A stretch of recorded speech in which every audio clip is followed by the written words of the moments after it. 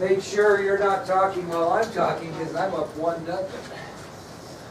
All right, Jaden, give me one example of how things got a bit out of control at the reception at the White House following President Jackson's inauguration. His guests left their money boots on.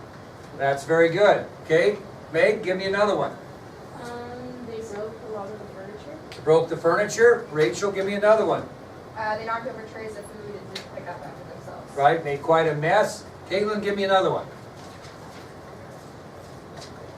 You better give me this. Fights were everywhere. Okay, Sorry. well, they weren't everywhere. Fights were in the White House and also outside. You didn't need to know 2 examples. 2 examples. Okay, Nick? According to the wealthy people in the United States, what term had replaced law and order during this reception? King Mob. King Mob, exactly. King Mob. Okay, Kyra, my dear. Other than President Jackson's belief that the government belonged to all the people who could vote, give me one of his other 2 firm convictions. He believed in limited federal government. Very good. And Elisa, give me the other one. Believed in the power of president. Right, you'll need to know both of those. He believed in limited federal government, and he believed in the power of the presidency. Okay, real briefly now, Julie, explain President Jackson's spoils system of government. It's kind of a 1-sentence explanation. Replace all political people for his supporters.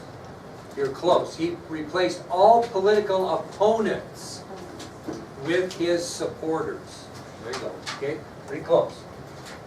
Laramie, what was the profession of the majority of President Jackson's kitchen cabinet? What was the profession of the majority of President Jackson's kitchen cabinet? What did they do for a living?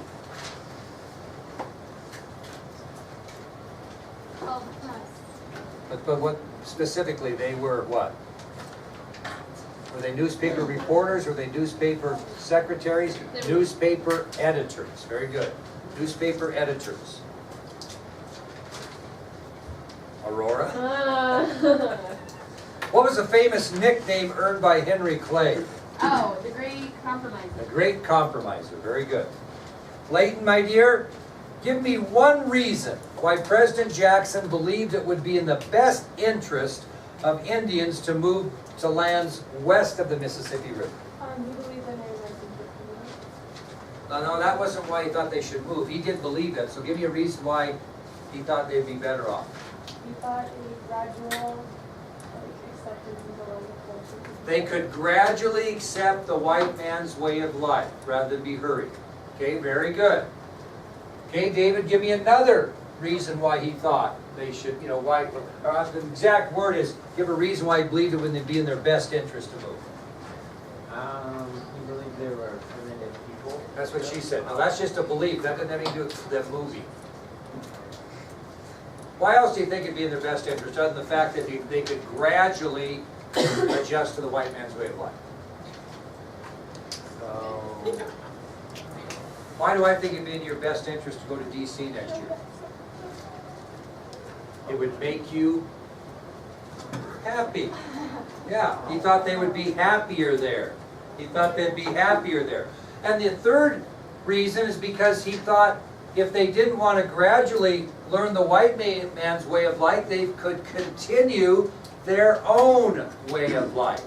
So the 3 reasons that President Jackson thought it would be in the best interest of the Indians to move to lands west of the Mississippi, first of all, he thought they'd be happier. Second of all, he thought they could continue their way of life. And third, they thought that maybe then they could gradually adjust to the white man's way of life rather than be pushed. Okay? You got those? Okay, Aaron. What was the name of the congressional act that provided for the removal of Indian tribes from lands east of the Mississippi to lands west of the Mississippi? the Indian Resettlement Act. Yeah, remember that now. The Indian Resettlement Act of 1830, not the Indian Removal Act. That wasn't the official name. It was the Indian Resettlement Act of 1830. Okay? Peyton, my dear, other than governing themselves under their own written constitution with laws, law enforcement, and a judicial system, give me one other example of how well organized the Cherokee Indian tribes were in the 1830s. They had a newspaper published in their own language. Okay, very good. How about another one, Emily? They developed a written constitution. I already said that. Oh. They built and supported schools for children. They built and supported schools for their own children. Very good. And Rhiannon, what's another one? They developed their own written language. So they developed their own written language, right? They developed their own newspaper written in their own language, and they supported and built schools for their children. That's what they did other than their own written constitution. You'll need to know those. All right, Porter, what single event shattered the Cherokee tribe's vision of staying on their lands in Georgia? What single event shattered the Cherokee tribe's vision of staying on their lands in Georgia? Why couldn't they stay there despite the fact they were organized? The gold. Gold was discovered. There you go. Gold was discovered. Carla, during the forced winter march of the Cherokee Indians, known as the Trail of Tears, what percentage of the tribe survived the journey?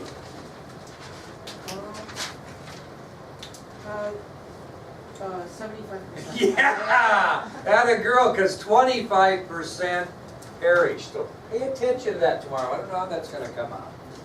All right. Naya, my dear, now I want you to just kick butt on this, because I know you were listening. Briefly explain the Indian legend concerning the Trail of Tears. So according to the Indian legend, the flower of sadness grew in every spot and a tear fell on the trail. Known as the Cherokee Rose.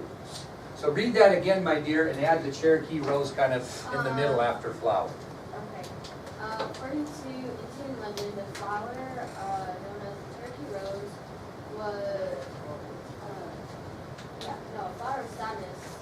Known as the... Known as Okay, let's start over now. You Okay. got her down. Ooh, okay. According to the Indian legend, the flower of sadness Known as the Cherokee Rose. grew in every spot and soon fell on the trail. Yes, there you go. You want to try one more time? Come on, really with some confidence this time. Okay, according to the Indian legend, a flower of sadness known as the Cherokee Rose grew in every spot and soon fell on the trail. Perfect. That a girl. All right. Joe, give me one reason President Andrew Jackson attacked the Bank of the United States. He disliked and distrusted banks. There you go. That's one. That's not two. He disliked and distrusted banks. Davey, give me another one. Another reason why he attacked the Bank of the United States. He didn't understand the banking system. He didn't understand the banking system. That's exactly right. Gabe, give me another one. Another reason why he attacked the Bank of the United States. He saw the bank as a monopoly of the federalist system. Not exactly. He saw the Of bank as a rich monopoly people. for rich people to gain an advantage. Okay, good. Everybody got that one? Okay. Julie, give me another one. Another reason why he attacked the bank. Go down your notes a little bit, because it might be, they're going to be down a little bit. How do you view the Bank of the United States? Unconstitutional. He viewed the bank as unconstitutional. Rachel, you got another one? Other reason why he attacked it? Because it was a money power?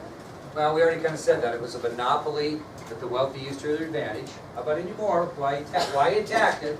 Maybe not. Oh, he accused the bank of lending money to Congress for favors. That's right. He thought the bank was lending money to Congress for favors. Anybody got another one? I can think of one more. Yeah. Most of the stockholders were rich. Most of the stockholders were wealthy. Easterners, yeah. You got all kinds of them, right? You got to come up with two. Got all kinds of reasons why he attacked it. Okay? All right, Nick. Who was the deranged house painter? who tried to assassinate President Andrew Jackson in January of 1835? Richard Lawrence. Richard Lawrence. Okay, Kyra, I've got all the confidence in the world that you can pull this next one off. I want you to briefly explain to this fine class the Whig Party's favorite son policy. The favorite son policy was Strategy.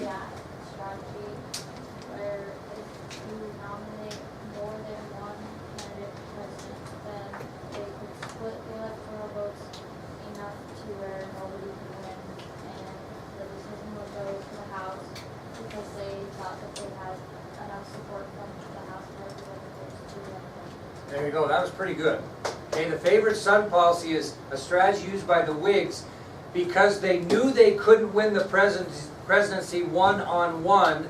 They nominated 3 candidates for president, hoping to keep any candidate from reaching the required electoral votes, which then would throw the election into the House, where, as Kyra said, they felt they had the support in the House that one of their candidates would win the presidency. Okay, we're not looking for names of candidates and all that, just really briefly what that favorite son policy was. Okay, there are 20 answers we just went through. They're going to be worth 4 points apiece. This quiz tomorrow that we'll meet in the Commons to take will be worth 80. So here's what you have left. Let's just make sure we're all clear on this. You have a biography due next Tuesday at 4 o'clock. That basically is taking the place of your semester exam. Okay, it's worth 100 points. Other than participation points, that's all we've got this semester. Once we get through the video today and the video tomorrow, then we're going to start. I'm going to hand you notes, and we're going to cover westward expansion and the Mexican War. You won't have to write any notes down. All you have to do is listen. And then we will have our, I'm not sure, we'll probably take us through our semester exam day on Thursday to finish this up. I have ordered a really nice sheet cake for us, all decorated up. And we'll have cake. On Thursday, you need to bring some sort of beverage to wash down the wonderful frosting, especially on these Blair's cakes. They're quite good. So that's our plan. So today video, tomorrow video. Friday's kind of a shot day. What's tomorrow, Friday? Tomorrow's Thursday. Yeah, Friday's kind of a shot day. I'm not sure what we'll do. And then Monday, Tuesday, and semester exam day, we will be covering those notes. Okay, we're going to watch this final video on Andrew Jackson, the presidency. How you doing, Lily?